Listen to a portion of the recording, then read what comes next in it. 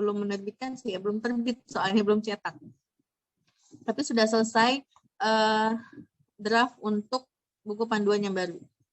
Ya, jadi kebetulan sekali ini jadi memang kita akan mengundang mahasiswa sebenarnya untuk keseluruhan, tapi dengan adanya kegiatan Demilu upaya untuk ini ya, untuk share juga apa-apa saja yang baru dari lab riset. Sebenarnya nggak terlalu ini sih, nggak terlalu jauh berbeda dengan panduan sebelumnya ya. Kalau untuk tata tulis, syarat itu sama saja.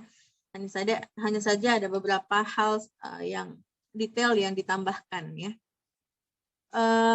Saya juga mau promosi ya, karena ini kita sedang mengerjakan, lab riset sedang mengerjakan SITA, jadi Sistem Informasi Tugas Akhir. Jadi nanti jika ini berjalan lancar dan mudah-mudahan bisa rilis pada tahun ini, itu semua pengajuan syarat, kemudian untuk memasukkan outline atau pemilihan pembimbing itu mahasiswa melakukan sendiri ya, melalui nanti aplikasi yang akan diberikan.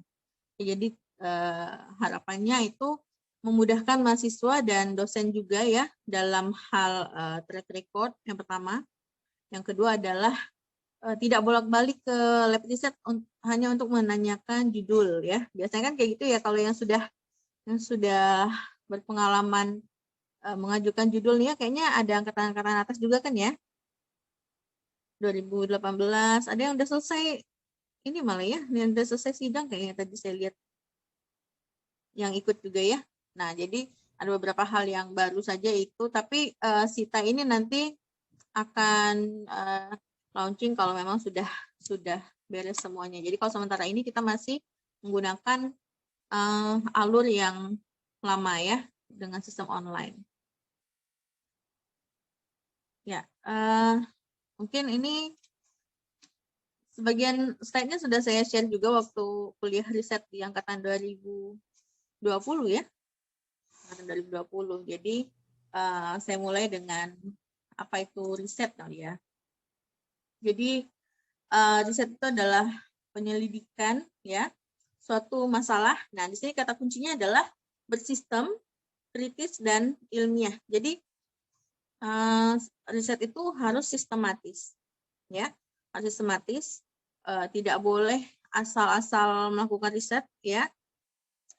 Kadang kan sering nggak sih dengar kalau misalnya kalau mau nulis suatu karya ya, baik itu ilmiah maupun non ilmiah, riset deh gitu. Bisa kayak gitu, riset dulu misalnya ya. Mungkin kalau ada yang suka nulis ya, entah nulis artikel ataupun nulis fiksi ya, kadang kan disuruh riset juga gitu ya, riset. Itu mungkin secara umum ya, tapi kalau riset di bidang di akademis ya, itu harus bersistem. Jadi ada pedomannya atau panduannya. Kemudian kritis ya. Jadi riset ini bisa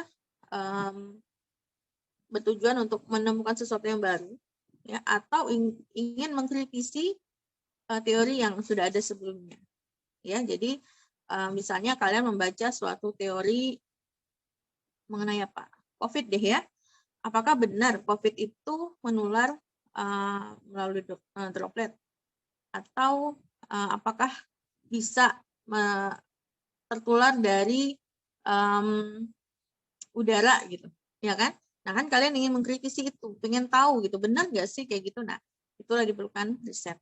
Atau misalnya kalian menemukan suatu temuan baru, bisa nggak dari keringat pasien itu menularkan ini virusnya, gitu.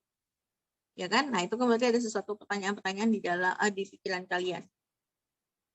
Kemudian ilmiah ya, jadi harus bersifat ilmiah ya, untuk meningkatkan pengetahuan dan mendapatkan fakta-fakta yang baru ya.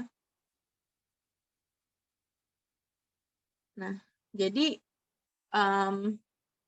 di sini juga ada pengertian bahwa riset itu tujuannya adalah mengamati ya, menyelidiki, menemukan mengembangkan dan menguji kebenaran. Jadi ketika kalian mengamati, yaitu observasi ya, baik itu analitik maupun deskriptif ya, kemudian melakukan penyelidikan mengenai, misalnya kalian mengobservasi ya, tingkat pengetahuan mahasiswa mengenai metode penelitian misalnya, ya kan, kalian ingin mengamati bagaimana tingkat pengetahuannya, digambarkan misalnya ya,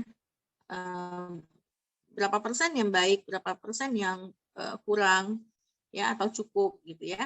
Nah, kemudian kalau sampai di tingkat itu, artinya nanti desainnya A, nanti kita akan bahas ya tentang desain. Kemudian kita selidiki kenapa misalnya sebagian besar itu ya, nanti diselidiki mengapa, ya kan, mengapa pengetahuan kuliahnya waktunya kurang, atau kuliahnya tidak menggunakan Zoom misalnya ya, atau Meet, atau misalnya dosennya memberikannya terlalu cepat, atau mungkin tidak ada buku-buku yang tersedia di perpustakaan misalnya kan, banyak ya faktor-faktor. Kemudian kalian temukan, nah dari hasil penyelidikan itu ditemukanlah ternyata misalnya dosennya memberikan kuliah selalu pada siang hari misalnya. Jadi kalian nggak percaya ya. Nah, kalian menemukan suatu faktor itu gitu dari hasil penelitian itu. Kemudian nanti benar nggak sih bahwa itu faktornya? Nah, itu diuji. Nah, jadi nanti ada yang disebut dengan uji hipotesis ya. Jadi saya agak-agak loncat. Jadi sebenarnya ini adalah urutan dari metode penelitian itu. Ya, dari mengamati, misalnya mengamati masalah yang ada, kemudian mengamati masalahnya kan tadi tingkat pengetahuannya cukup bahkan kurang gitu ya. Itu adalah masalah. Kemudian diselidiki, ditemukanlah suatu hipotesis atau kesimpulan nanti ya.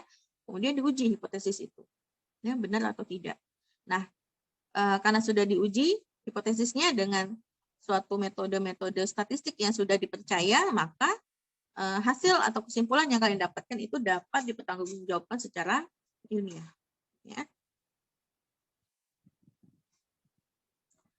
Nah, mengapa riset itu diperlukan? Jadi tadi yang diperlukan adalah yang didapatkan dari hasil kalian meneliti adalah data, ya, data baik itu data dasar, maksudnya adalah data yang benar-benar dari nol, ya, atau mungkin data lanjutan, ya. Nah, data ini nanti digunakan untuk perencanaan, pelaksanaan, pengembangan, evaluasi program, ya. Jadi kalau tadi kaitannya sama kurangnya pengetahuan di bidang metodologi penelitian, maka data ini akan digunakan untuk evaluasi misalnya ya. Jadi misalnya, oh di modul riset nanti ya misalnya ya modul riset misalnya nilainya rata-rata B dan C misalnya ya, B dan C. Nanti dilihat kenapa, faktor apa, tadi kan hasil penelitiannya ya. Oh, hasil penelitian itu ternyata dosennya selalu memberikan kuliahnya siang, atau misalnya materi yang diberikan itu tidak dapat dimengerti oleh mahasiswa. Nah, maka evaluasinya adalah memberikan feedback kepada dosen-dosen yang mengajar, kemudian dilakukanlah perbaikan. Harapannya adalah perbaikan dan kedepannya nanti akan jadi lebih baik. Nah, itu adalah skup kecil ya, skup kecil yang ada di dunia pendidikan. Nah, kalau di masyarakat seperti apa? Masyarakat artinya penelitiannya sudah lebih aplikatif ya. Jadi mungkin saya sering bicara mengenai sekarang yang lagi banyak dikerjakan adalah transnational medicine, transnational riset. Pernah dengar nggak? Nah, udah pernah dengar ya, kalau angkatan baru biasanya saya sering ngomong itu. Jadi itu adalah jembatan antara riset dasar biomedis ya. Kalau riset biomedis itu biasanya disebut dengan riset dasar ya, walaupun sebenarnya kadang-kadang yang diteliti di biomedis juga sudah ke tahap klinik gitu ya, walaupun misalnya baru fase-fase awal biasanya. Dan penelitian klinis ya, jadi ada biomedis dan klinis. Nah, translational medicine itu menyambungkan kedua itu. Contohnya apa? Saya berikan contoh di bidang kanker ya, di bidang yang saya teliti. Di ilmu biomedis, kita peneliti menemukan misalnya suatu onkomil tadi ya, sudah disebutkan di depan ya, saya memberikan contoh saja biar aplikasinya dapat gitu ya. MikroRNA 21 itu dia dikenal sebagai mikroRNA onkomil ya, jadi yang meningkatkan kanker misalnya. Nah, di biomedis, di ilmu dasar, di penelitian dasar itu ditemukan pada sel lain atau sel kultur sel itu pada kanker serviks misalnya itu meningkat mikroRNA-nya. Ya kan? Tapi itu kan di dasar. Bagaimana dengan klinis? Nah, jadi translational medicine itu akan menyambungkan. Jadi dilihat data pasiennya. Kita ngambil sampelnya dari pasiennya langsung, terus kita periksa nih mikroRNA 21-nya benar nggak naik, gitu, atau bervariasi gitu ya. Nah, kalau naik signifikan nggak? Itu bisa jadi biomarker nggak? Bisa jadi terapi nggak? Ya, jadi itulah yang disebut translational medicine. Jadi mengaplikasikan yang sudah ada di biomedis ke pasien, ya, kayak gitu. Ini berarti nanti sistemnya sesi diskusi nanti terakhir ya, moderator ya? Iya dok, nanti sesi tanya jawabnya di bagian akhir dok. Oke, berarti nanti kalau ada pertanyaan disimpan dulu nggak apa-apa ya.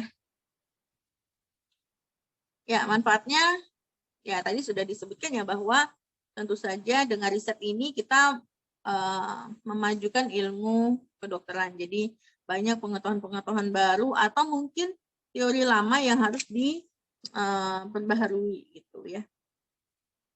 Kemudian kesempatan untuk melakukan sesuatu yang baru ya. Jadi misalnya belum pernah melakukan wawancara misalnya sama pasien atau masyarakat.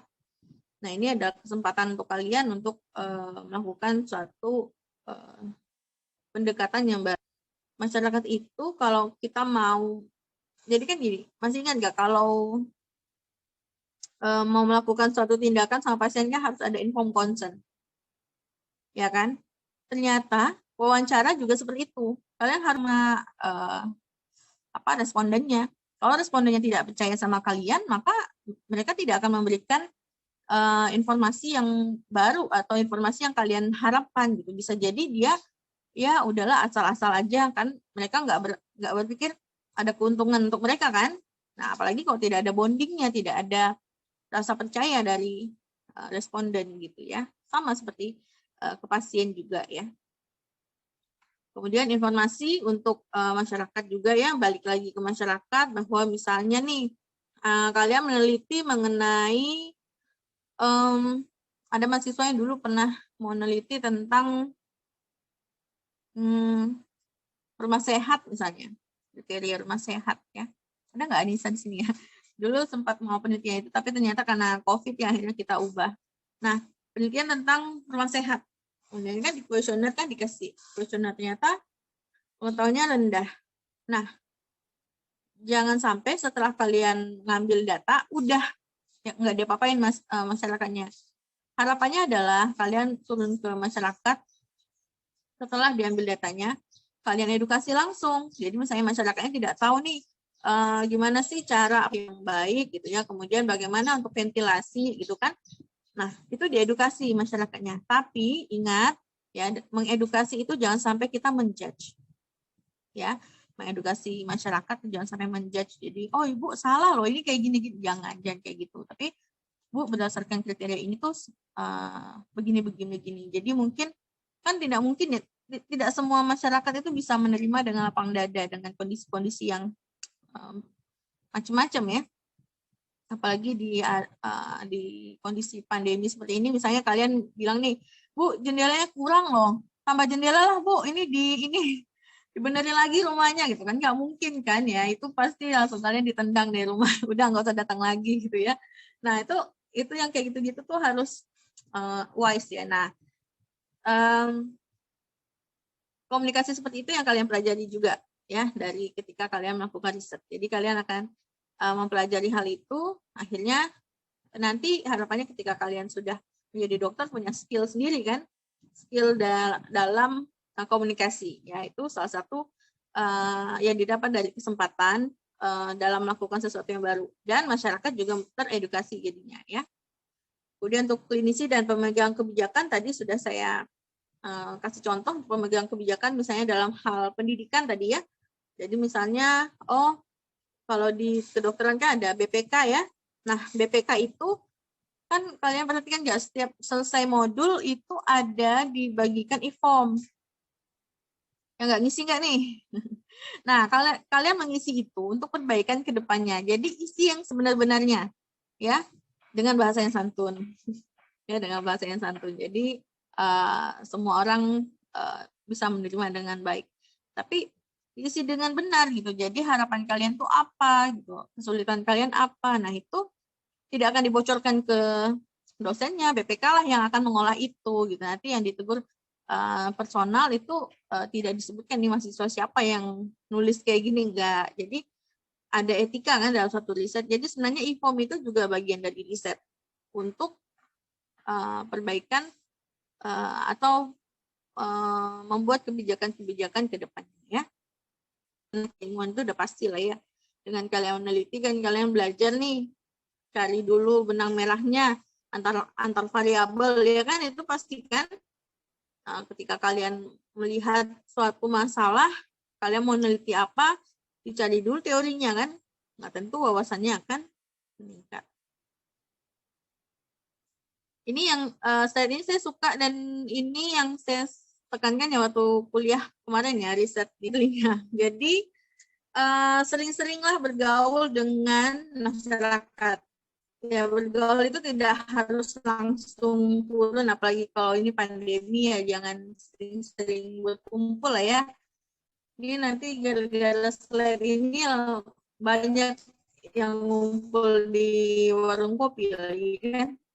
Jadi masalah-masalah apapun yang kalian temukan, ya, suka nonton film, itu pakai pikiran gitu, pakai otak gitu. Jadi nonton, logikanya jalan nggak tuh film gitu ya.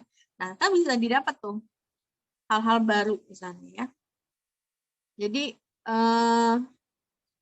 benar-benar harus kayak gitu semuanya ya.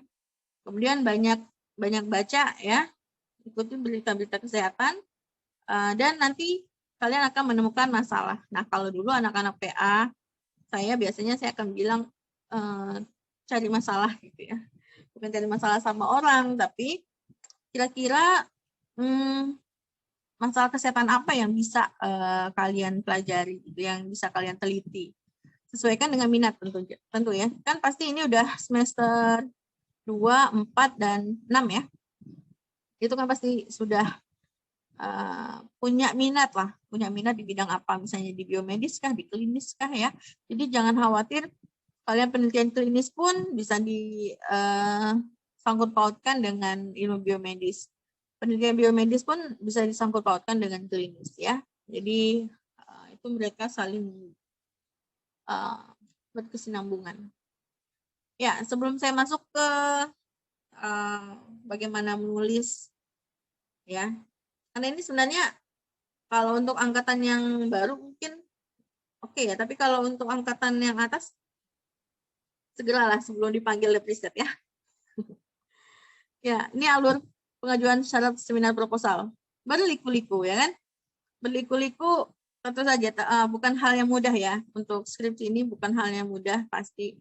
Masalah itu banyak, tidak hanya kesulitan dalam membagi waktu ya, karena mahasiswa kedokteran ini saya rasa memang hebat-hebat karena sambil kuliah ya dengan jadwal yang luar biasa padat, apalagi online ini sangat padat ya. Berasa sekali ya semester ini. Kalian juga dituntut untuk menyusun proposal. Kapan istilahnya gitu ya. Apalagi kalau sampai pembimbingnya lama gitu ya. Oke, jadi ini sesuatu yang memang berliku. Tapi kalau kalian tahu triknya, dia tidak berliku lagi. Gitu. Sudah tahu alurnya, dia nggak akan berkelok-kelok kayak gini, ya udah jalan aja lurus gitu ya. Itu idealnya ya, tapi itu di luar masalah-masalah yang lain lah ya, masalah-masalah misalnya kesulitan bimbingan, kesulitan menghubungi lab riset, kesulitan menghubungi penguji misalnya ya, itu udah di luar ini. Tapi kalau sudah tahu gimana triknya, harusnya ini akan menjadi lebih mudah ya. Ya, jadi jika kalian mau mengajukan judul penelitian, kalian harus bikin checklist dulu ya. Bikin checklist apa saja syarat-syaratnya. Yang pertama adalah terdaftar sebagai mahasiswa, tentu ya. Jadi harus sudah bayar semesteran, harus punya KTM yang aktif ya. Jadi tentu saja ini aktif ya, berarti kan siapannya juga aktif. Jadi kalau mahasiswa yang cuti nggak bisa penelitian, nggak boleh ya. Kemudian telah menyelesaikan dan lulus dulu dari riset dan kemungkinan akan insya Allah akan diterapkan pada tahun ini ya, pada angkatan 2020. Jadi sudah lulus 50 SKS itu sudah boleh maju seminar proposal. Ya, jadi semester 3 ya, semester 3 itu kalian sudah boleh mulai mencari pembimbing. Sudah boleh. Ya, bahkan nanti kita akan mengumpulkan nanti di semester 3 itu, akhir semester 3 semua harus sudah mengajukan ininya. Ya, akan ada evaluasi 1 semester. Nah, jadi semester 4 itu kalau kalian semester 3 semester itu lulus ya, lulus aja, nggak ada IPK kalau seminar proposal ya. Lulus aja itu udah boleh maju seminar proposal. Ya, di awal semester 4 itu udah boleh. Ya. Kenapa kita bolehkan? Karena berdasarkan evaluasi ya, evaluasi dari lab riset. Di lab riset itu bukan cuma saya sendiri ya, jadi ada Dr. Rida ya, juga ada Kak Yani. Jadi harus kenal ya. Ada Dr. Rida, ada Kak Yani. Nah, jadi sampai mana tadi? Jadi kalau mau ngajukan seminar proposal ya di awal semester 4, kenapa? Karena kebanyakan ya menyusun skripsi itu paling cepat yang kami lihat tuh 9 bulan. Ya pas orang mau lahiran gitu ya, 9 bulan. Ada juga yang lebih dari 1 tahun. Jadi harapannya kalau sampai penelitiannya lebih dari 1 tahun, kalau di awal semester 4 sudah seminar proposal, semester 6 ya, atau awal semester 7 itu sudah sidang. Walaupun nanti akan ada aturan yang baru, saya bocorkan. Jadi kalau 1 tahun dari seminar proposal, ya dari hari H seminar proposal, 1 tahun dari hari H seminar proposal belum sidang, maka akan disuruh seminar ulang.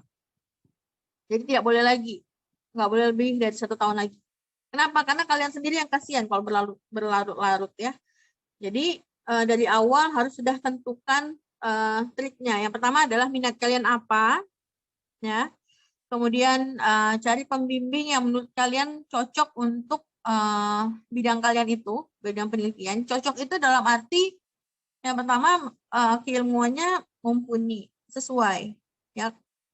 Jadi kan pembimbing itu ada 2 ya, ada pembimbing 1, ada pembimbing 2. Nah, pembimbing 1 biasanya lebih ke teoritis. Jadi misalnya kalian penelitian mengenai tingkat pengetahuan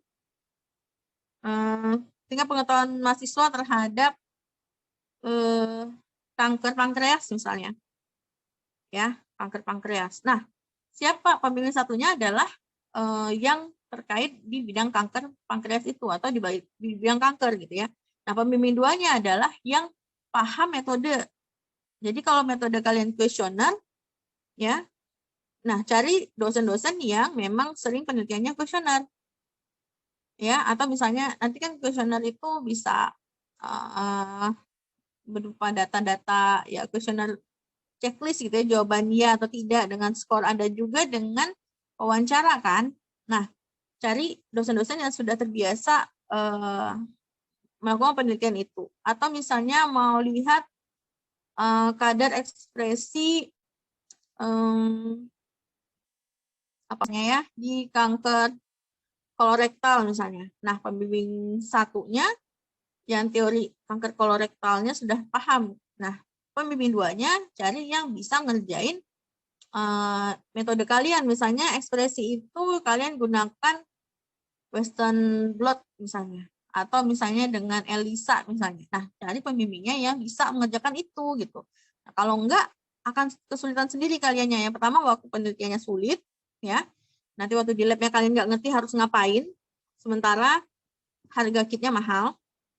Yang kedua, kalau kalian pusing, kalian nggak ada tempat untuk bercerita, gitu. Bercerita dan dapat solusi gitu ya. Kalau bercerita aja tuh gampang, tapi bercerita dan dapat solusi itu yang susah. Nah, jadi di awal tipsnya adalah memang setelah menentukan minat kalian, yang benar-benar kalian minati, tentukan pembimbing yang sesuai. Karena untungnya kan di sini boleh milih ya, di kedokteran itu boleh milih, nggak ditentukan. Jadi yang penting adalah sesuai aja dengan bidangnya, ya. Dan yang nanti dipikirkan juga adalah kuota pembimbingnya, ya. Kuota pembimbingnya masih cukup atau enggak. Nah, kalau sementara ini mau cari kuota memang harus tanya ke Dokter Rida atau ke Kak Yani, ya. Karena kalau kuotanya sudah overload, itu kemungkinan ya sulit, dosennya juga sulit untuk membimbing kalian karena waktunya udah habis gitu ya, kehabisan untuk membimbing mahasiswa. Jadi dosen itu satu semester hanya boleh membimbing maksimal 8 mahasiswa sebagai pembimbing 1, 8 sebagai pembimbing 2. 16, bayangkan 16 orang dalam satu semester. Ya, itu maksimal. Nanti kalau mahasiswanya lama, 2 semester masih 16, nggak bisa masuk lagi. Ya, kalau kalian maksa masuk, maka dosennya juga akan keteteran, kalian juga akan dapat feedbacknya terlalu lama. Ya, mungkin ini ada anak-anak saya yang akhirnya saya juga keteteran ya. Mohon maaf, jadi memang untuk menghindari hal-hal itu, makanya sekarang kami sedang bikin itu SITA tadi. Jadi dari awal memang sudah tidak bisa masuk kalau misalnya dosen yang bersangkutan itu kuotanya sudah penuh. Itu juga sebenarnya untuk perlindungan kalian. Kenapa? Agar kalian tidak berlama-lama di skripsi. Ya kan, kalau misalnya dosennya mau nerima mahasiswa lagi nih, oh berarti kan dosennya harus menyelesaikan yang lama-lama dulu. Jadi cepat ya, gitu kan, prosesnya cepat. Harapannya begitu. Mudah-mudahan nanti bisa jadi lebih baik ya. Kemudian syarat ketiga adalah telah lulus modul riset. Ya, ini saya tidak sebutkan B atau C+ karena beda angkatan, beda aturan kan ya. Kalau yang dulu kan harus B ya. Kalau nggak salah yang angkatan baru C+ ya. Ya, nanti kalau saya nggak terbalik, intinya adalah telah lulus ya modul riset. Ya, ini buku pedoman yang baru ya. Proses pengajuannya adalah yang pertama tadi ya, sudah memiliki judul ya. Kalau sudah punya judul atau topik, kemudian langsung konsultasi ke dosen PA-nya. Nanti dosen PA-nya akan mengarahkan ya. Nah, ketika memiliki judul ini juga sebelum ke dosen PA ya, boleh kok nanya-nanya sama kakak tingkatnya. Ya, kakak kelas. Kenapa? Gini, walaupun kita nggak bisa berpatokan itu. Tadi kan prinsip riset ya, harus evidence based ya sebenarnya. Tapi testimoni itu penting gitu. Jadi kalau dulu saya kebetulan saya angkatan pertama, mungkin banyak yang belum tahu kali ya. Saya angkatan pertama di FK Untan. Jadi kalian ini adik kelas lah ya. Saya nggak mau bilang mahasiswa biar nggak tua. Jadi dulu atau mau skripsi itu nggak punya kakak kelas. Ya gimana ya, dulu itu panduan aja belum ada gitu, panduan belum ada. Jadi ketika bolak-balik ke dosen, ya dosennya juga dulu belum nyampe 10 orang, ya waktu mau skripsi itu, ya mereka nggak bisa ngasih panduan juga kan. Terus ya udah akhirnya bolak-balik, udah bikin aja dulu gitu, bikin aja. Nah, kalau kalian kan sekarang sudah punya kelas nih, sudah tahu kalau dosen B begini-begini. Jadi ketika akan milih pembimbing nanti sebelum konsultasi sama dosen PA ya, tentukan minat yang pertama. Minat tapi harus realistis. Jadi misalnya minat kalian ke bedah PTKV itu apa? Torak dan kardiovaskular ya. Nah, kan nggak ada dosennya di kita gitu kan. Nah, jangan dipilih yang kayak gitu. Misalnya atau apa ya, materinya adalah bedah saraf gitu ya. Sementara dosen di kitanya tuh nggak ada, di luar ada. Nah, di luar mau nggak jadi pembimbing kalian gitu. Jadi ketika kalian menentukan minat mau bikin judul dan topik itu udah dipikirkan gitu. Oh, dosen yang bimbing nanti ada nggak gitu ya. Nah, setelah itu baru konsul ke dosen PA. Nah, dosen PA nanti akan mengarahkan, oh iya, misalnya ya, kalian ambilnya anak misalnya ya, topiknya anak tapi di bidang apa, di bidang apanya, misalnya kalian mau ngambil anak di bidang kelainan herediter atau misalnya di imunologinya atau di bidang apa gitu ya. Nah, nanti dosen PA akan mengarahkan dosen-dosen yang fokus penelitiannya tuh, walaupun sama-sama anak kan, kita spesialis anak kita banyak ya, tapi kan fokus penelitian mereka beda-beda. Nanti dosen PA akan mengarahkan gitu ya. Setelah itu baru pilih pembimbing. Nah, sebisanya ya, etisnya itu sebelum milih pembimbing, maksudnya sebelum ke pembimbing menanyakan kesediaan, kalian tanya dulu ke lab riset, kira-kira kalau kuota dosen ini bisa atau tidak. Harusnya seperti itu. Tapi banyaknya mahasiswa itu langsung ke pembimbing. Ya, mungkin nggak tahu, mungkin nggak enak sama lab riset atau seperti apa gitu ya. Kalau nanya aja nggak masalah sih sebenarnya ya. Kecuali mengajukan judul. Mengajukan judul itu beda lagi. Jadi kalau misalnya cuma mau nanya, dokter Inam ada nggak ya kuotanya? Kan dokter Inam tuh ini ya, favorit banget gitu. Full terus nggak pernah ini ya, banyak sekali mahasiswanya. Atau misalnya ke dokter Iit juga banyak full. Nah itu ditanyain, masih ada nggak kuotanya? Gitu ya, boleh. Tapi kalau misalnya sungkan ke lab riset, ya udah ke pembimbing. Kadang-kadang ada pembimbing yang aware anak bimbing saya masih banyak, tapi ada juga yang nggak aware tuh. Ya udah iya gitu, tapi ternyata setelah ditanyakan ke lab riset udah full gitu kan. Nanti kalian sendiri yang nggak enak gitu kan, mau batalin ke pembimbing nggak enak, ya kan? Tapi ternyata sudah full. Nah itu alurnya ya.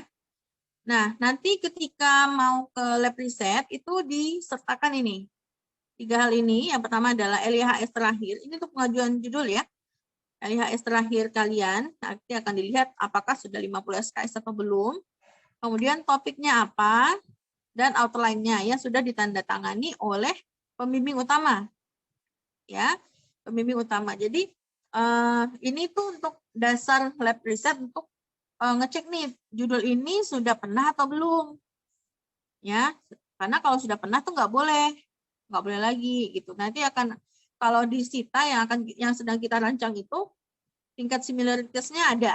Jadi ada lagi misalnya similaritasnya hanya di lokasi tempatnya, tapi ternyata variabelnya jauh berbeda, itu nggak masalah. Tapi kalau misalnya variabelnya sama, tempatnya sama, cuma beda tahun, itu biasanya nggak boleh.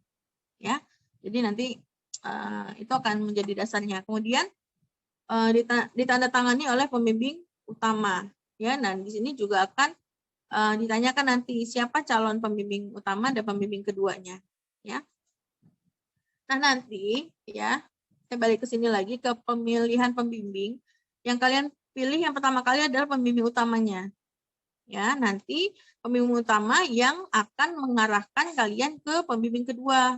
Tapi kalau pembimbing utama bilang terserah deh siapa aja pembimbing keduanya. Nah, kalian boleh tanya ke lab riset untuk aman. Yang aman yang pertama adalah aman kuota. Jadi kalian tidak bolak-balik nyari-nyari pembimbing. Yang kedua adalah kesesuaian metode. Jadi lab riset akan memberikan pilihan. Misalnya tadi yang kuesioner ya. Kuesioner itu yang sering melakukan kuesioner itu dokter Iit, Bu Ina ya. Nah, itu sering kuesioner. Atau misalnya kalau di lab misalnya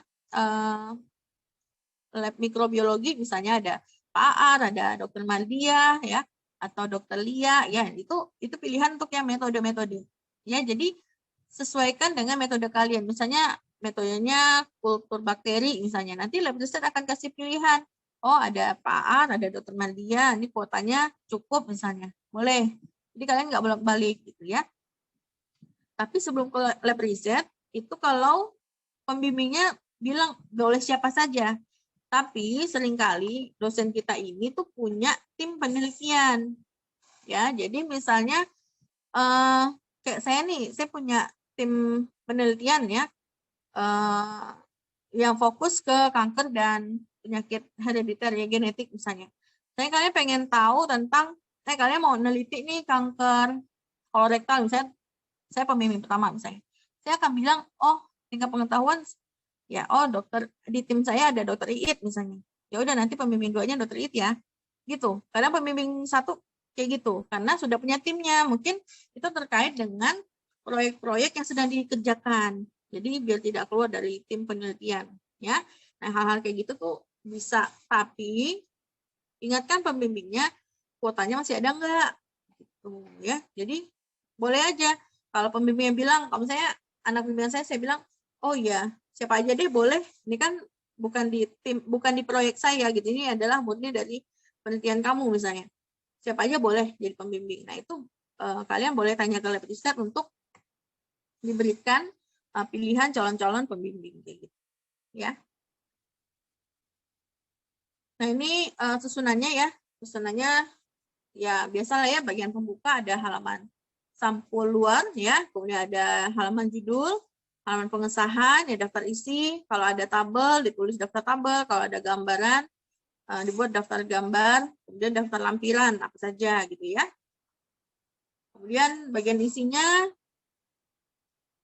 tentu saja ada bab 1 ya, bab 1 itu pendahuluan, ada latar belakang, ada rumusan masalah, ada tujuan penelitian ya, manfaat penelitian dan keaslian penelitian. Kemudian tinjauan pustaka ya, ada kerangka teori dan kerangka konsep, kemudian metode, jangan lupa ya bab 3 metode penelitian ya, dan rencana jadwal penelitian. Jadwal penelitian nanti di akhir dari bab 3 ya, baru ditutup dengan daftar pustaka ya. Ini isinya. Lampiran kalau ada saja, kalau tidak ada lampiran ya tidak apa-apa, tidak perlu ditulis daftar lampiran ya. Ini proposal ya. Nah, oke. Sekarang kita masuk ke bagaimana menyusun bab 1. Yang pertama adalah tadi identifikasi masalah kesehatan yang mau kalian teliti. Ya, apa masalahnya, kemudian siapa yang terlibat, kapan, di mana, dan mengapa masalah ini ada. Ya, ini ada pertanyaan-pertanyaan umum pada setiap masalah yang kalian temukan. Setiap variabel ini adalah pertanyaannya. Ya, kemudian lakukan rancangannya.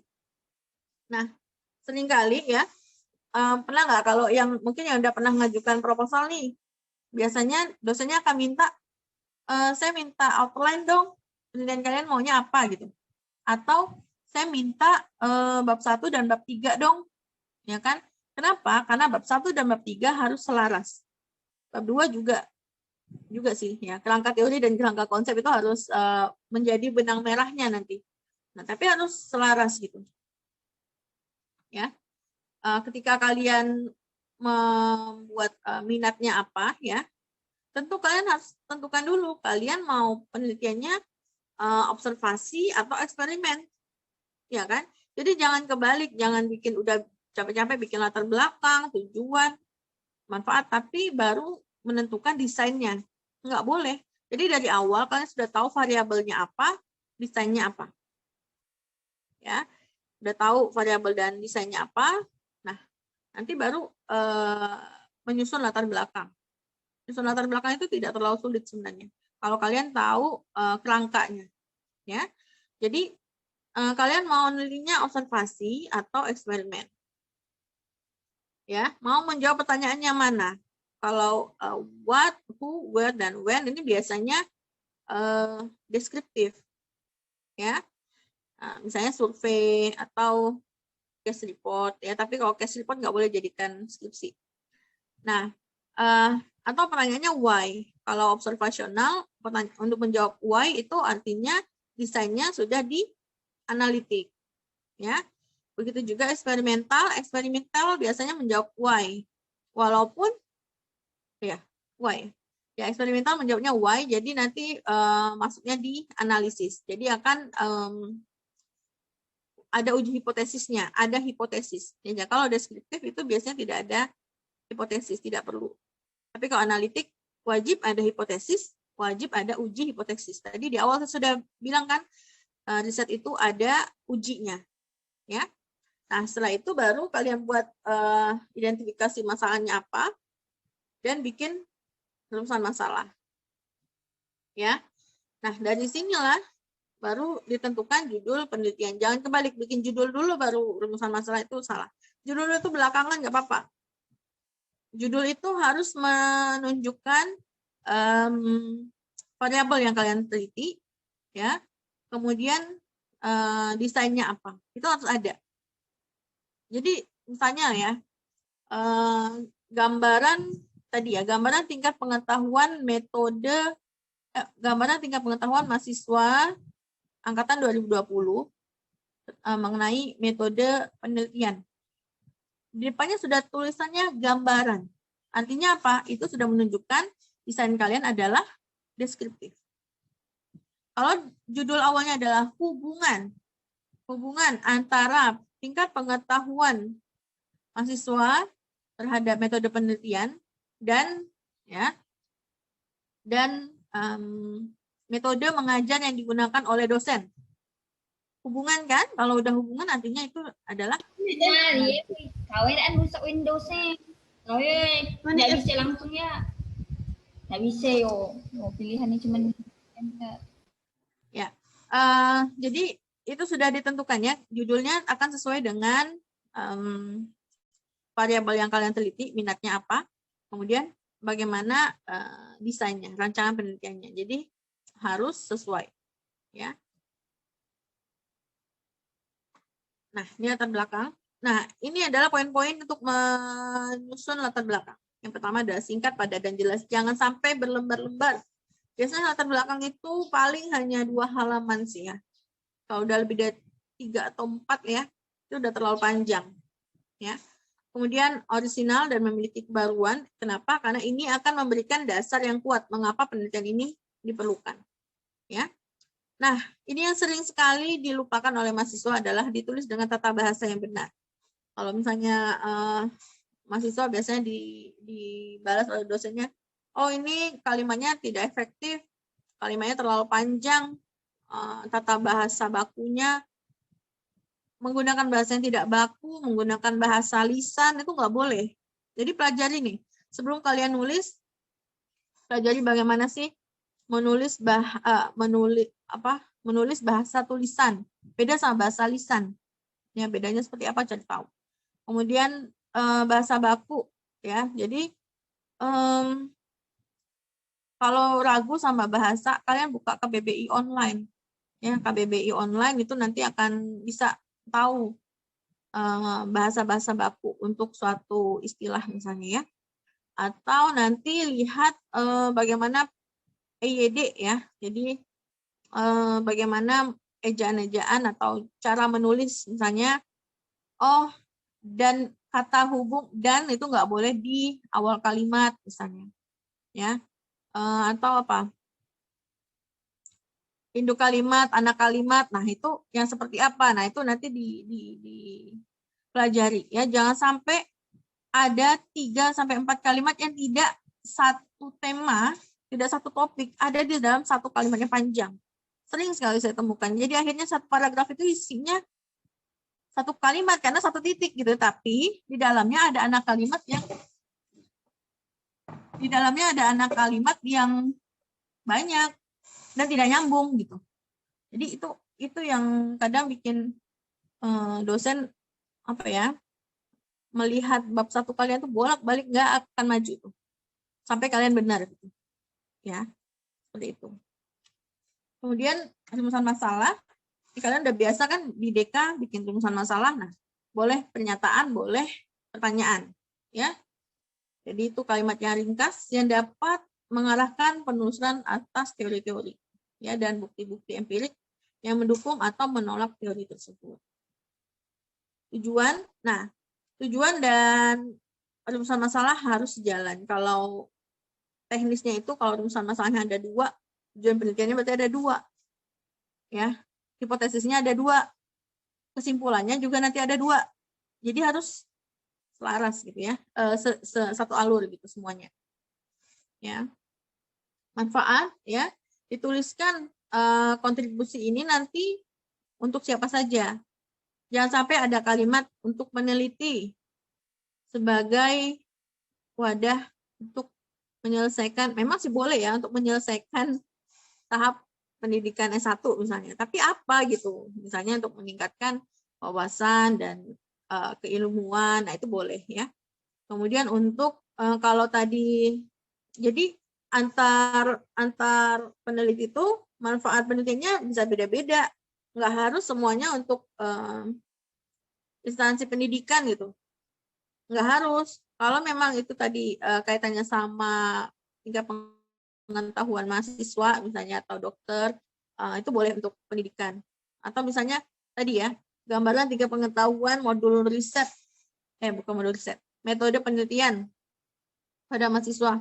Jangan ditulis manfaatnya untuk instansi kesehatan, rumah sakit misalnya. Apa kaitannya? Nggak ada. Jadi harus rasional gitu ya. Jadi ini manfaatnya ada di instansi pendidikan untuk mengambil kebijakan-kebijakan tertentu terkait mata kuliah atau modul yang terkait gitu ya. Nah, itu jangan lupa. Kemudian keaslian penelitian ya. Ini perbedaannya dengan penelitian sebelumnya. Ya, misalnya nih kalian melakukan penelitian tentang gambaran pengetahuan mengenai kanker pankreas. Ternyata belum pernah dilakukan di Indonesia. Ya kan? Boleh nggak pakai yang di luar? Boleh.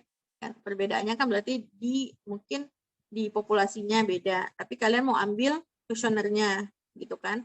Atau misalnya sudah pernah dilakukan tapi pada kanker yang berbeda gitu kan, karena mungkin penelitian ini jarang sekali, belum pernah dilakukan misalnya, itu ya boleh saja variabel yang misalnya pada kanker yang berbeda tapi kalian ingin mengacu pada metodenya, gimana sih dia menganalisisnya, bagaimana dia urutan pertanyaannya, itu boleh ya.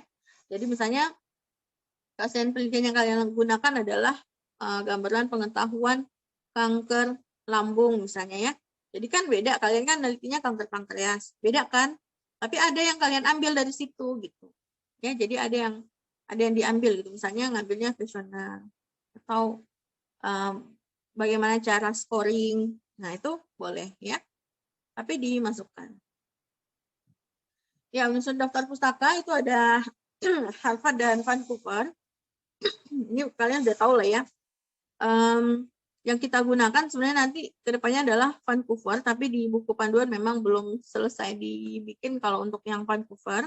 Dan kalian gunakan platform ya, aplikasi seperti yang gratisan seperti Mendeley ataupun Zotero. Udah pernah punya? Ya, Sudah ada. Sudah ada ya? Ada yang sudah, ada yang belum, Dok. Ya, mudah-mudahan sudah terbiasa dengan ini. Kalau enggak latihan aja. Ini coba.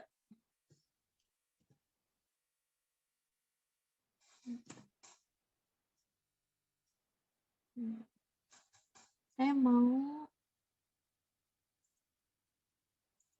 mau share yang Mendeley.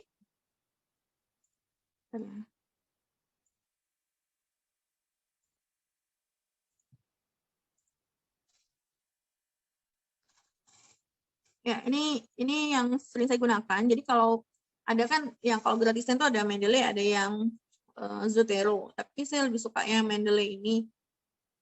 Karena mudah sih ya, lebih mudah. Jadi kalau kalian mau bikin, download aja ya, download untuk PC. Kemudian ada juga yang nanti pakai sign in ya, karena kalau kalian misalnya sudah punya yang di PC ya, tapi kalian mau buka di PC yang lain, misalnya laptop yang lain gitu ya, kalau kalian punya akunnya nanti bisa disinkronisasi.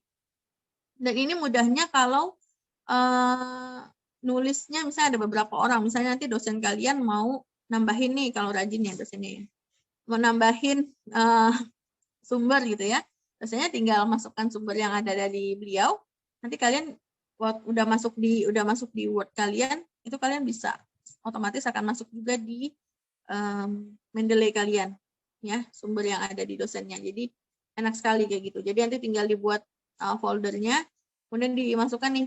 Nah, kemudian misalnya apa ya?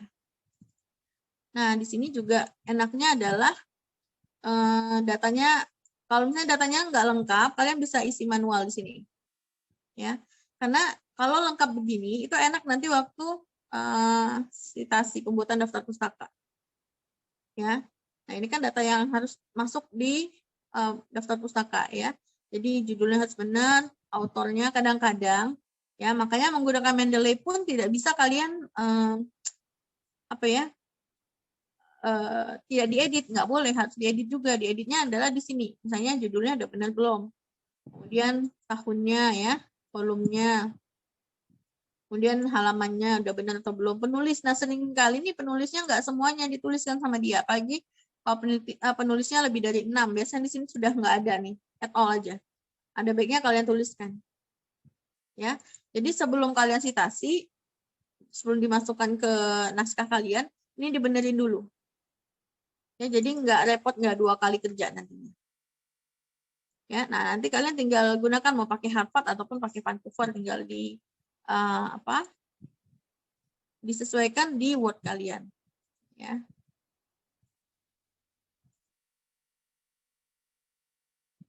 Oke. Ini tata tulisnya ya. Jadi harus menggunakan kertas HVS 80 gram, berarti yang tebal. Ya walaupun kalau yang sekarang itu masih online kan, jadi kalian nggak mengirimkan ini, tapi tetap harus punya, disimpan. Siapa tahu nanti dosennya minta. Ya ini sama ya untuk baik untuk proposal maupun sidang itu sama. Ya ukurannya, ya fontnya untuk di sampul ukurannya ini 14 sampai 16 ya. Kemudian ini 12 sampai 14, ini 12 sampai 14, ini spasinya ya. Nah, ini kalau untuk naskah ya, ukurannya 12 fontnya, kecuali untuk judul bab. Judul bab itu fontnya 14 ya. Nah, ini jangan lupa huruf miring untuk nama Latin dan kata asing ya. Kemudian spasinya 1,5 ya antar bab. Antar tulisan. Nah, kalau antar bab itu dibuatnya spasinya 3 ya. Nah, ini marginnya ya. Tepi atasnya 4, tepi bawahnya 3, kiri 4, kanan 3. Ya. Ini cara menulis judul, subjudul ya. Nanti ini boleh di-share kok ini PowerPoint-nya, jadi nggak perlu dicatat ya. Nah, ini halaman pengesahan ya. Halaman pengesahan walaupun menggunakan PDF nanti harus sesuai ya. Jadi waktu sebenarnya proposal mengajukan naskah proposal ke lab riset ini harus sudah sesuai. Kalau offline nanti ini harus sudah ditandatangani semua. Ya, tapi kalau online ini tidak ditandatangani oleh ketua jurusan tidak apa-apa, tapi harus ada bukti screenshot bahwa kajurnya sudah mengetahui via email, ya. Jadi tidak tanda tangan kajur tidak apa-apa. Ya. Nah, ini persyaratan pengajuan seminar. Yang pertama adalah tadi ya KTM. Ya, kemudian naskah yang sudah ditandatangani, SK. Nah, SK ini yang seringkali mahasiswa suka lupa gitu. Jadi kadang pernah ya ada H-7. Nah, pengajuan syarat itu adalah H-7 hari kerja. Hari libur nasional dan tanggal merah Sabtu Minggu itu tidak dihitung. Ya, jadi jangan mikirnya gini, misalnya mau maju tanggal berapa nih? Tanggal 10, enggak, tanggal 9 April misalnya. Terus ngajukan hari Jumat karena di hari Jumat tanggal 2. Kan salah ya. Karena itu bukan tanggal 2 plus 7 jadi tanggal 9 itu boleh gitu. Enggak bisa. Sementara tanggal 2 itu hari tanggal merah. Sabtu Minggu juga tanggal merah. Artinya H-7-nya kapan? H-7-nya adalah Selasa tanggal 30 Maret. Itu paling lambat persyaratan sudah masuk ke lab riset. Nah, pada saat ini kita menggunakan email. Ya, jadi KTM di-scan. Kemudian naskahnya ya, dalam bentuk PDF, kemudian SK-nya di-scan ya dalam bentuk PDF juga. Nah, ini jangan lupa lembar kehadiran seminar proposal minimal 3 kali. Saya nggak tahu apakah IMKU atau mungkin ya dari kalian itu menyediakan pengumuman ya, karena ini penting sekali. Jadi siapapun kakak kelasnya atau teman-teman kalian yang mau proposal, umumkanlah sama teman-temannya, karena teman-temannya tuh butuh ini gitu untuk maju seminar proposal. Kalau belum pernah nonton nggak bisa ya, nonton minimal 3 kali seminar proposal. Kemudian lembar kemajuan bimbingan minimal 5 kali masing-masing pembimbing. Masing-masing loh ya, bukan 1 orang, bukan 2 orang tuh totalnya 5, enggak. Tapi per orang 5 kali. Ya, nah ini di dalam bentuk PDF juga.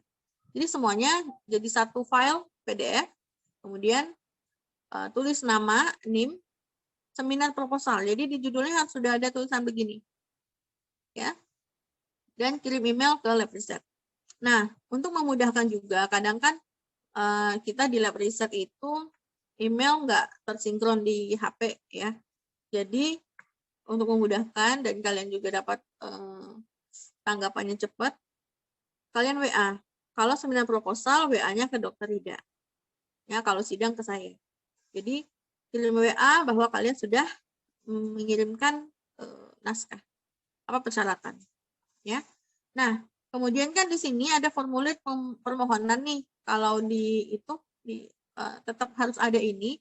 Nah, di sini bukan kalian yang tanda tangan. Ya, ini kosongkan aja karena banyak tuh mahasiswa di sini, mahasiswanya tanda tangan, nggak boleh. Di sini harusnya sekretaris jurusan. Jadi jangan tanda tangan ya ini kelihatan nggak sih? Nah, di sini tuh ya, di sini jangan ditanda tangan. Ya. Cukup kalian tulis susunan tim penguji, dan ini yang penting ya, ini nama, NIM, judulnya, ini jangan ditanda tangan ya. Nah, kesediaan penguji dan pembimbing nanti dimasukkan juga di persyaratan pengajuan seminar proposal berupa screenshot WA kalian ke pembimbing dan penguji untuk janjian pada tanggal yang ditentukan ini. Ya, itu untuk pengajuan. Ya, mungkin dari saya itu aja. Mudah-mudahan bisa membantu jadi lebih paham ya, terutama yang belum seminar proposal. Ya, baik. Terima kasih atas perhatiannya. Saya kembalikan ke moderator. Baik, terima kasih Dr. Sari atas materinya yang luar biasa ini. Nah, untuk selanjutnya sekarang kita akan masuk ke sesi tanya jawab, sesi diskusi. Nah, kepada teman-teman dan kakak abang sekalian yang ingin mengajukan pertanyaan, boleh dipersilakan untuk raise hand, atau mungkin kalau misalnya belum ada fitur raise hand, boleh mengetikkan angka 1 di dalam kolom chat apabila ingin menyampaikan pertanyaannya secara langsung, atau mau menyampaikan pertanyaannya melalui kolom chat, dipersilakan. Mungkin sambil menunggu teman-teman dan kakak abang ini, saya ajukan pertanyaannya, Dok. Ya, silakan. Oke, untuk ini yang pertama nih, Dok, untuk pengumpulan data, kalau sekarang kan kita di masa pandemi nih, Dok. Nah, untuk pengumpulan data itu terutama pengumpulan data yang dalam bentuk penelitian ataupun pengumpulan data yang berasal dari lembaga-lembaga tertentu, dari rumah sakit itu, bagaimana ya, Dok, untuk sekarang di masa pandemi? Ya, pertanyaannya bagus sekali. Tadi memang belum saya bahas ya. Jadi ini kan nanti berkaitan dengan pengajuan topik kalian kan, tentu ini penting. Nanti udah ngajukan capek-capek, disetujui, ternyata nggak boleh turun misalnya ya. Nah, sampai saat ini memang belum ada arahan dari rektor bahwa sudah boleh turun ke masyarakat secara langsung. Itu belum ada. Jadi memang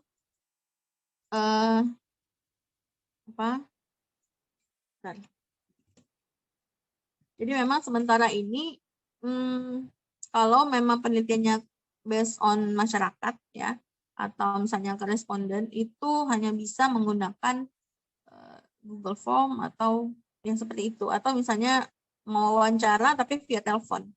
Ya, itu jadi kan bisa aja pakai wawancara, bisa aja pakai kuesioner kan. Nah, kalau kuesioner pakainya Google Form paling, kalau wawancara via telepon yang bisa di record ya.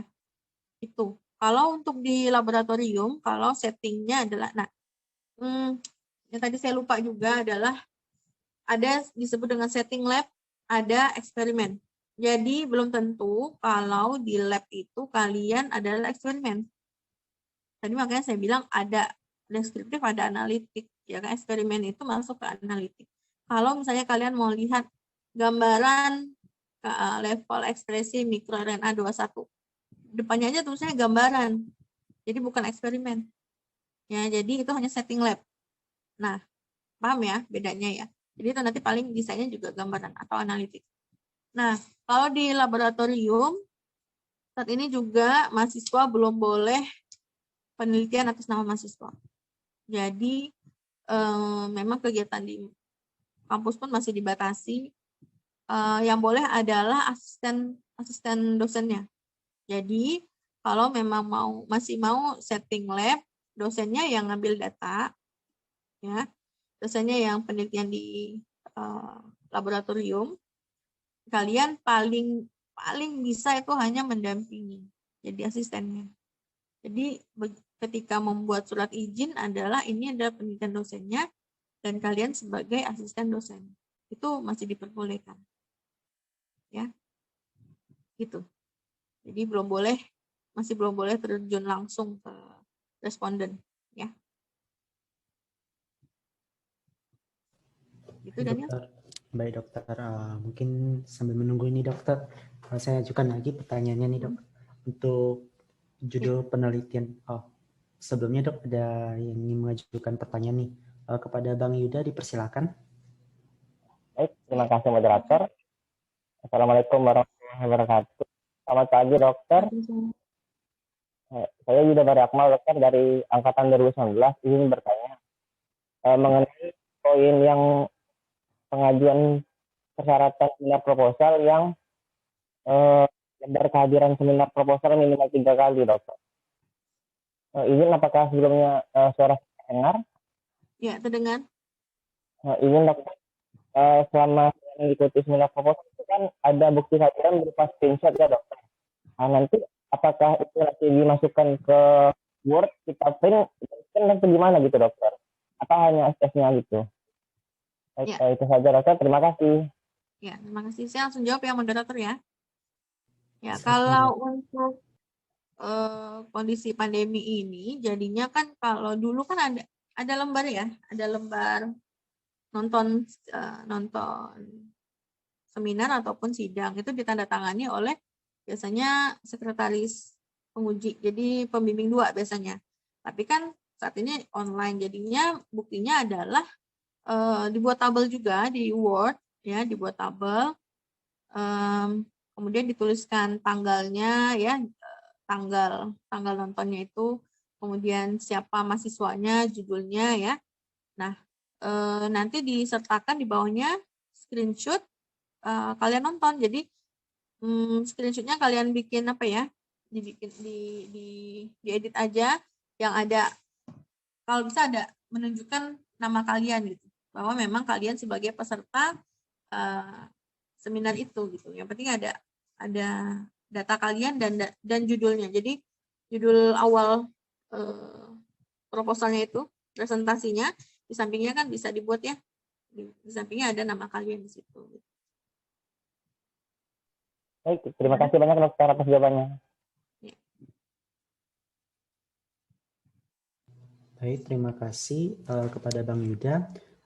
Kepada kakak abang dan teman-teman yang ingin bertanya, boleh dipersilakan untuk raise hand atau mengetikkan angka 1 di kolom chat. Kepada Kak Gabriela, dipersilakan. Baik, terima kasih moderator. Selamat pagi dokter. Saya Gabriela Stefani, izin bertanya. Yang pertama, jika usulan diterima oleh lab riset, tapi ternyata pembimbing minta ubah judul, apakah kita harus mengajukan lagi ke lab riset, dokter? Lalu pertanyaan yang kedua, sebenarnya saya memiliki rencana untuk membuat skripsi eksperimental di lab, tapi mungkin penelitiannya kan mungkin akan baru dilaksanakan tahun depan. Apakah tahun depan itu sudah bisa melakukan penelitian di lab ya dokter ya? Mungkin itu pertanyaan dari saya dokter. Terima kasih. Baik, terima kasih. Jadi ada 2 pertanyaan ya. Yang pertama itu kalau pembimbingnya ganti judul ya.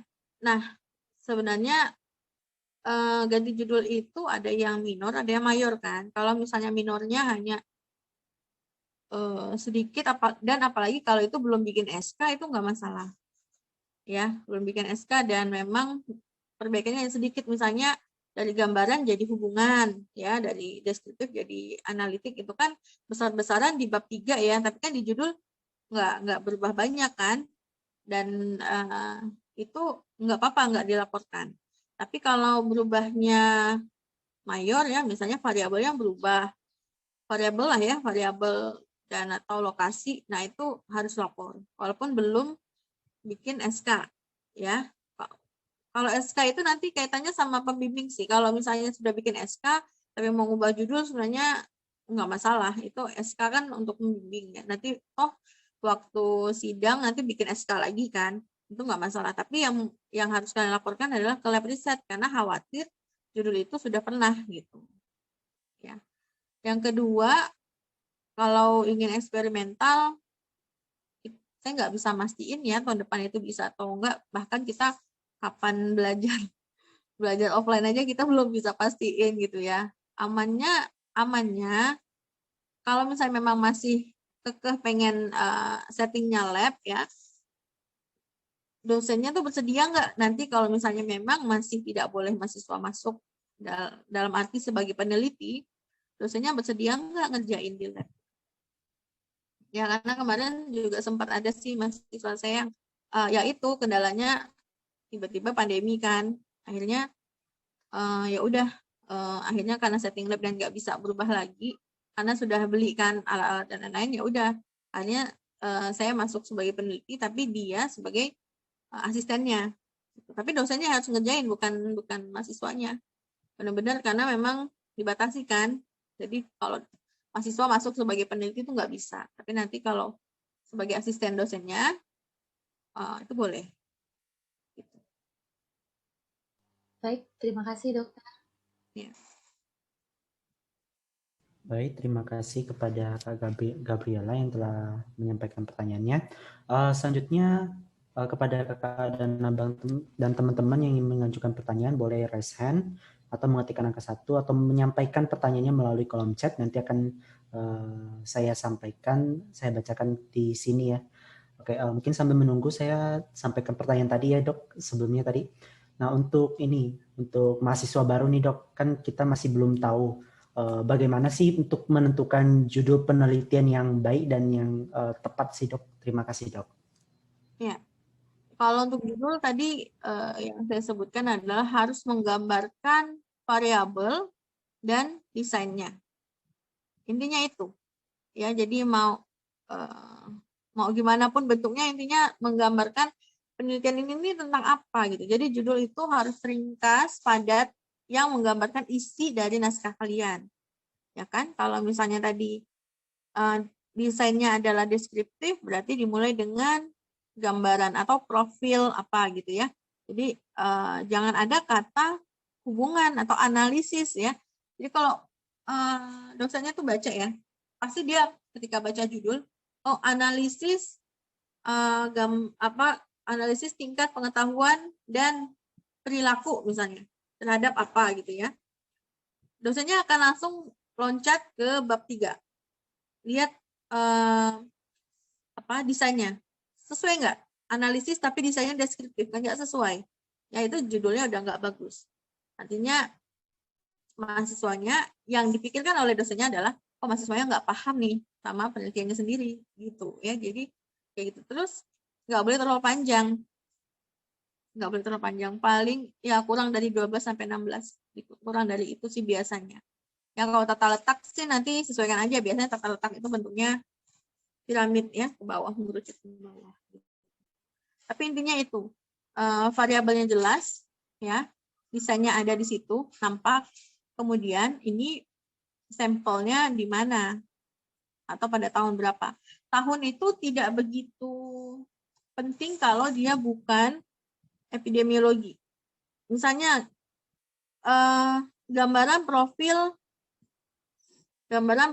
pasien histopatologi kanker kolorektal, ya kan? Nah itu tentu harus ada tahun kan, harus tentu ada lokasi kan, di mana?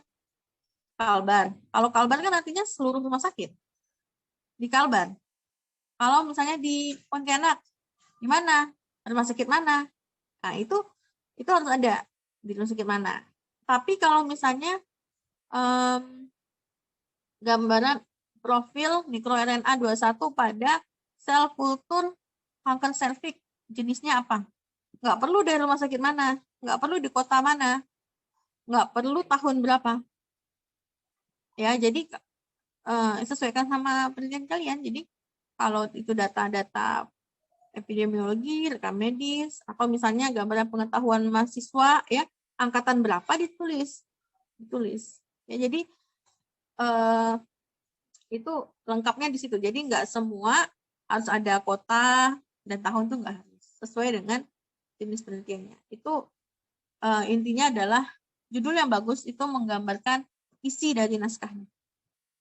Gitu sih. Baik dok, selanjutnya nih ada yang ingin mengajukan pertanyaan nih dok dari Kak Nurul Hikmah. Kepada Kak Nurul Hikmah dipersilakan. Baik, terima kasih Dani. Izin bertanya, dokter. Sebelumnya perkenalkan saya Nurul Hikmah dari Kedokteran Angkatan 2018. Mohon maaf dokter, pertanyaan saya keluar dari topik hari ini. Saya tanya dok, untuk kami Angkatan 2018 yang sudah melakukan sidang skripsi, itu bagaimana untuk publikasi dan juga penyerahan naskah skripsinya dokter. Terima kasih dokter. Ya. Apa kabar Ima? Sudah baik. Baik ya. Ima ini udah selesai sidang ya, jadi nanti banyak nih adik-adik kelasnya nanti bisa belajar sama Ima ya, bisa sidang tepat waktu. Nah, untuk yang sudah selesai sidang ya, tetap naskah publikasi harus dibuat. Kalau dulu kan setelah sidang ada penyerahan ini ya, penyerahan naskahnya ya, yang hardcover. Nah, sebenarnya itu masih ditanyakan ya, masih kesulitan kalau untuk yang di prodi dan di lab riset ya. Nah, kalau untuk dosennya nanti ditanyakan aja, biasanya dosennya juga minta yang hardnya kan, nanti janjian misalnya mau diserahkan di mana. Jadi itu tetap sih sama seperti yang lalu, dosennya nanti minta, biasanya kalau saya ya mintanya yang apa, soft filenya sama hard copy-nya harus dikasih. Kalau lab riset juga kayak gitu sih, nanti ke Kak Yani biasanya. Jadi masih tetap mengumpulkan yang seperti itu ya. Kemudian naskah publikasi sekarang kita arahkan ke buka repositori lagi. Nah, jangan sampai kalian double ya nanti ya, yang udah sidang ini naskah publikasi. Kalau sudah masukkan ke misalnya Cerebellum atau misalnya di Julkeswa, yang kita punya ada dua ya, ada Julkeswa, ada Cerebellum.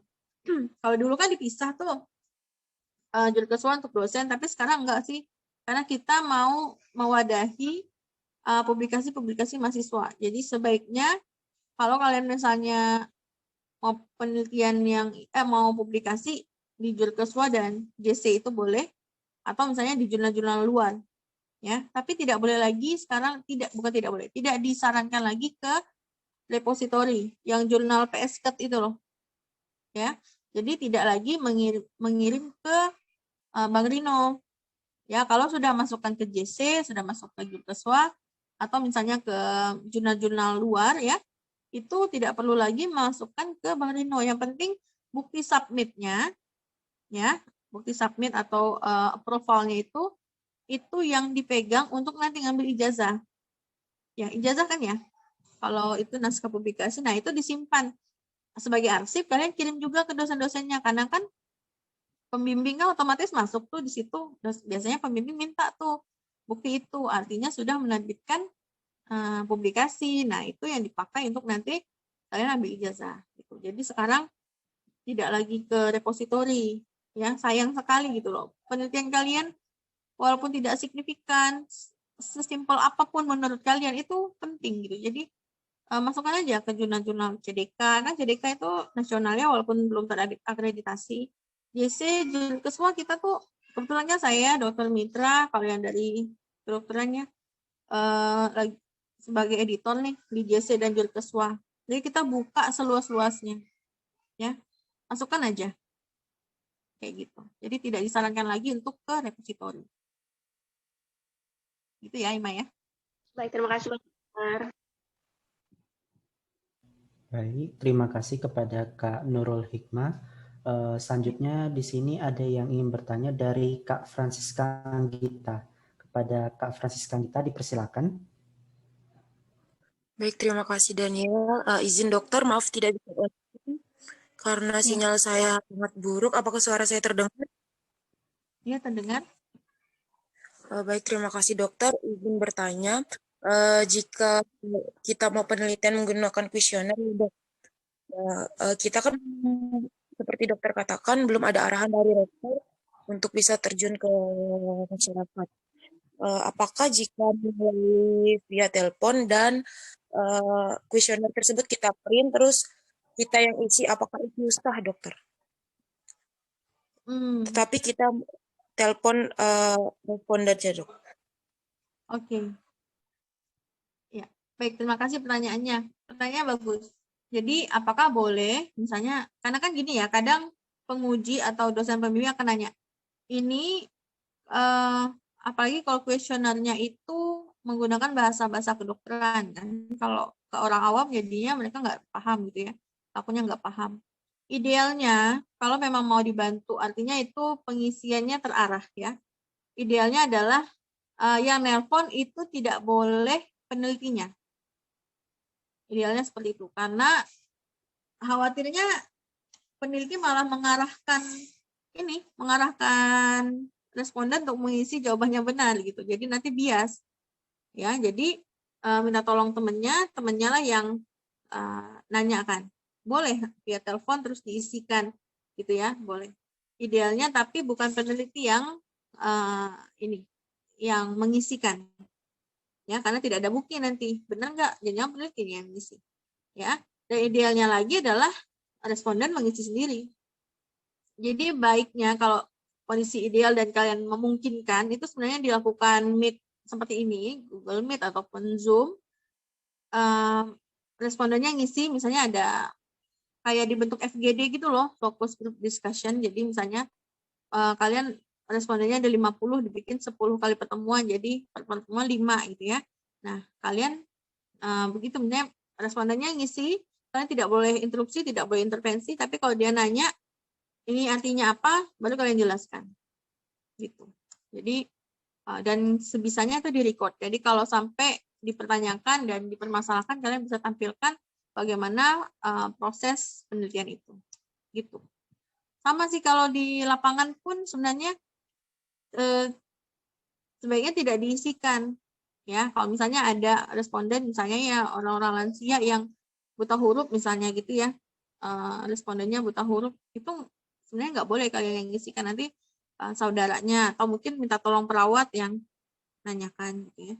Gitu. Jadi bukan penelitinya. Gitu ya, Francisca. Baik, terima kasih dokter. Ya. Baik, terima kasih atas pertanyaannya kepada Kak Francisca. Mungkin saya konfirmasi terlebih dahulu kepada peserta untuk ini karena keterbatasan waktu, mungkin kita batasi untuk 2 penanya lagi yang secara langsung. Nah, di sini di kolom chat ini ada 3 penanya, nanti kita batasi lagi 2 penanya. Nah, di sini ada 3 pertanyaan nih dok yang dikirimkan langsung ke saya. Pertanyaan pertama tuh dari Kak Verina Cantika dari angkatan 2018. Pertanyaannya itu, apakah ada aturan khusus dalam melakukan penelitian berkelompok? Terima kasih dok. Ya, baik. Maksudnya mungkin penelitian payungan ya. Ya, kalau penelitian payungan misalnya ada 3 orang, 4 orang mengerjakan satu judul penelitian. Sebentar ya.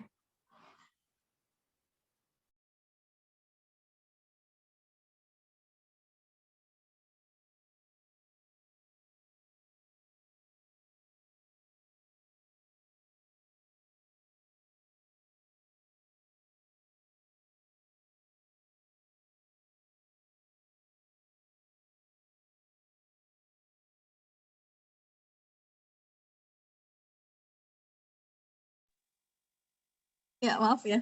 Jadi udah saya lewat. Tadi sampai mana ya? Payungan ya? Iya, Dok. Nah, kalau misalnya penelitiannya payungan, ada beberapa orang, itu boleh saja. Misalnya dalam satu, kayak kemarin tuh ada tim yang angkatan 2017 ya, itu bawang dayak terhadap kanker payudara. Ya, jadi penelitiannya itu efektivitasnya. Tapi variabelnya beda-beda. Yang satu melihat ukuran tumor, yang satu melihat hasil ELISA-nya, yang satu misalnya jenis histopatologinya, itu boleh. Ya, jadi yang penting variabel yang diukur itu beda, walaupun misalnya yang dilihat pada apa itu boleh. Ini kan yang dilihat pada jaringan tumor yang diberikan ekstrak daun bawang dayak, jadi itu boleh. Oke, ada lagi? Baik, terima kasih Dok. Terima kasih juga kepada Kak Verina Cantika atas pertanyaannya, semoga bisa menjawab ya. Mungkin ini ada 2 pertanyaan lagi yang dikirimkan ke saya secara langsung, Dok. Pertanyaannya itu dari Bang Aditya Fajriyadi dari Angkatan 2019. Pertanyaan pertama itu, apakah jika penelitian beda populasi itu boleh diajukan, Dok, sedangkan untuk metode kurang lebih sama? Pertanyaan kedua, apakah boleh menggunakan kuesioner yang mirip dengan penelitian kita tanpa modifikasi dokter? Dan apakah jika menggunakan kuesioner yang sama, kita juga harus validasi lagi, Dok? Terima kasih, Dokter. Ya, pertanyaannya bagus sekali. Jadi kalau beda populasi tergantung variabel yang digunakan. Kalau misalnya gambaran pengetahuan mahasiswa FK, yang satu di Jakarta, yang satu Pontianak, itu originalitasnya tidak ada menurut saya. Jadi sebaiknya jangan. Tapi kalau misalnya mau lihat angka kejadian survei ya, misalnya deskriptif ya, angka kejadian hipertensi, atau misalnya mau lihat faktor resiko hipertensi pada masyarakat di Kapuas Hulu yang sudah pernah mungkin di Malang misalnya, kan beda tuh, ada dasarnya gitu, beda populasi tapi ada dasarnya. Dasarnya adalah tipikal masyarakatnya beda, ya, profil masyarakatnya beda, sosial ekonominya beda, rasnya, sukunya beda, dan kebiasaannya beda, kan? Nangkep nggak maksud saya? Jadi itu beda populasi, tapi punya memang karakter yang memang beda gitu. Itu boleh. Tapi kalau sama-sama tadi mahasiswa FK, karakternya kan mirip ya. Dari apalagi tuh melihat gambaran pengetahuan, karakternya mirip usianya kurang lebih, suku ya kurang lebih lah kan, di Jakarta juga banyak kan ya sukunya mirip juga sama kita karena banyak juga yang sekolah di sana. Kemudian kurikulumnya sama, ya kan? Nah itu sesuatu yang tidak baru lagi gitu. Untuk apa dilakukan? Tapi kalau tadi masyarakat, walaupun sama-sama masyarakat Indonesia, tapi karena kebiasaannya berbeda, misalnya di Kapuas Hulu seringnya makanannya ikan-ikanan, seafood gitu ya. Tapi kalau misalnya di Malang mungkin sayur dan daging-dagingan misalnya ya, kan itu beda kan? Tentu mungkin angka faktor risiko atau kejadian hipertensinya akan berbeda. Jadi ada sesuatu pembedanya. Itu. Pertanyaan kedua tadi apa ya? Pertanyaan kedua?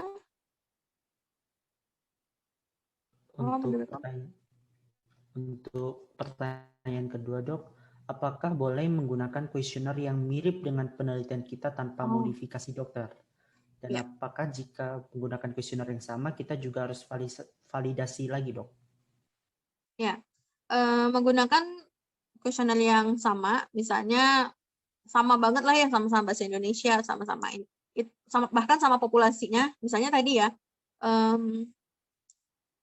pada hipertensi, misalnya tadi yang satu di Malang, yang satunya di Kapuas Hulu, boleh sama, tapi tetap harus validasi karena beda populasi, sebaiknya memang harus validasi lagi sih, ya, karena tingkat pemahamannya akan berbeda, takutnya angka reliable-nya nanti akan berbeda. Jadi poin pertanyaannya bisa dipakai yang beda.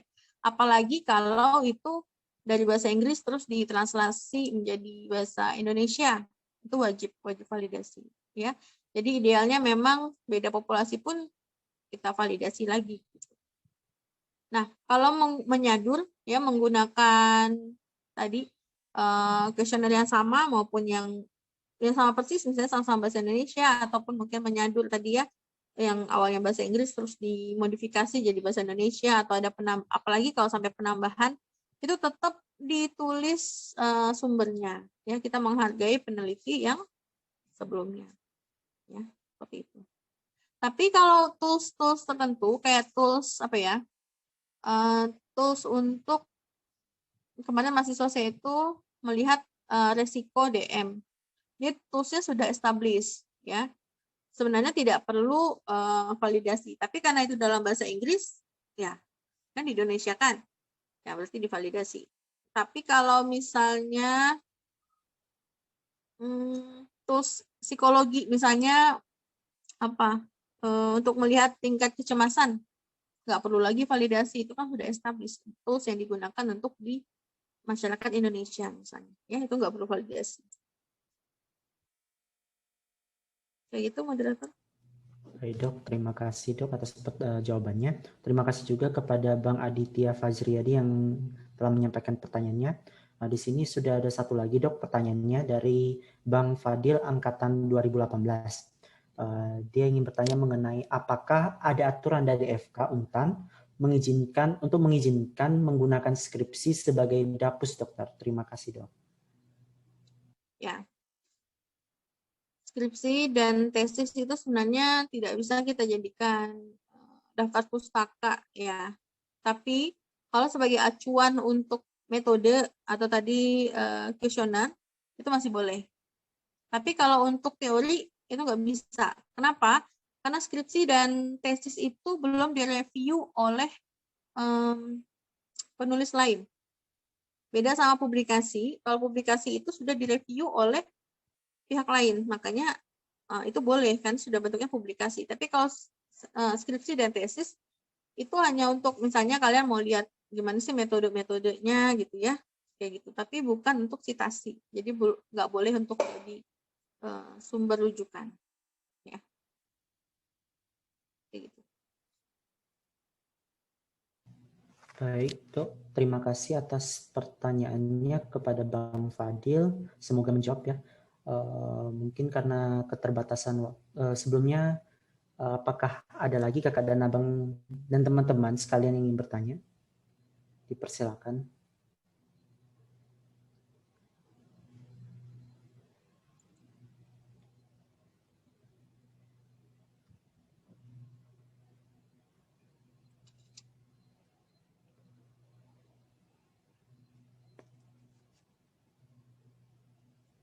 Sepertinya sudah tidak ada lagi dok, mungkin karena keterbatasan waktu juga ya dok ya, kita mungkin bisa akhiri kegiatan kita pada hari ini.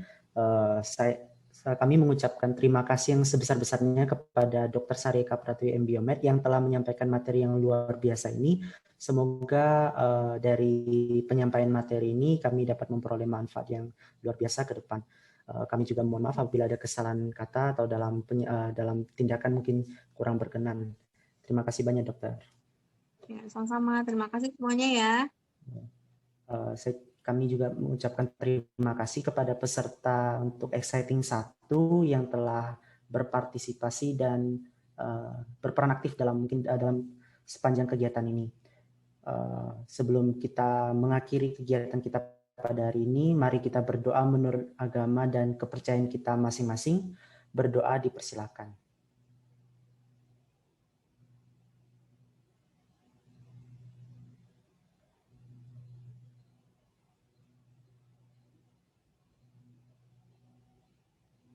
Berdoa dapat diakhiri. Baik, terima kasih kepada semuanya yang telah hadir dalam kegiatan exciting ini. Kepada pemateri dan peserta dipersilakan untuk meninggalkan ruang Zoom. Baik, terima kasih panitia dan peserta semuanya. Saya izin live ya. Assalamualaikum. Terima kasih, Dok.